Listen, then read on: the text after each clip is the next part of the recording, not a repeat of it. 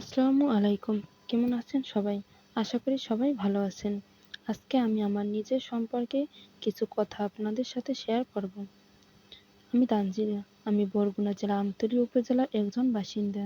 আমি আমতলী সরকারি কলেজ থেকে এইচএসসি শেষ করছি। ব্যক্তিগত কিছু সমস্যার জন্য আমার পড়াশোনা চালিয়ে যাওয়া সম্ভব হয়নি। এরপর আমি যখন সব নতুন করে শুরু করতে চেয়েছি তখন আর সুযোগ হয়নি।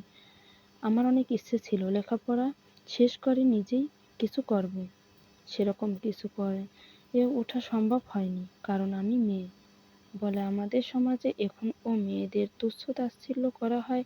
মেয়েরা ঘরে থাকবে, মেয়েদের ঘরের বাইরে কোনো কাজ থাকতে পারে না, এটা এই সমাজের নিয়ম। কিন্তু আমার পরিবারের সকলে আমার ইচ্ছাটাকেই সাপোর্ট করেছিল এবং আমাকে সাহস জুগিয়েছিল নিজের পায়ে দাঁড়ানোর।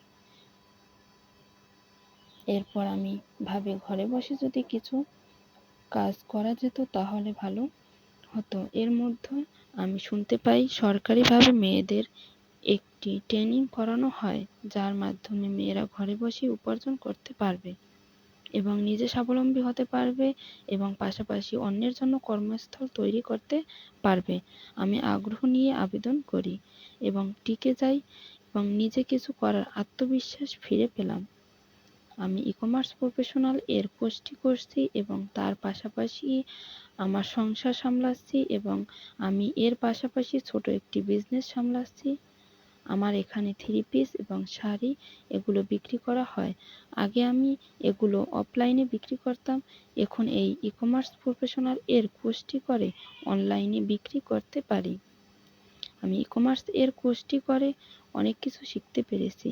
ইউটিউব চ্যানেল খোলা, ফেসবুক পেজ, অ্যাড ক্যাম্পেইন করা, কম্পিউটারে বেসিক কাজ ইত্যাদি। আমি আমার বাবা মায়ের ছোট সন্তান। আমি ছোটবেলা থেকেই ঘুরতে এবং খেলাধুলা করতে পছন্দ করি। ধন্যবাদ সকলকে।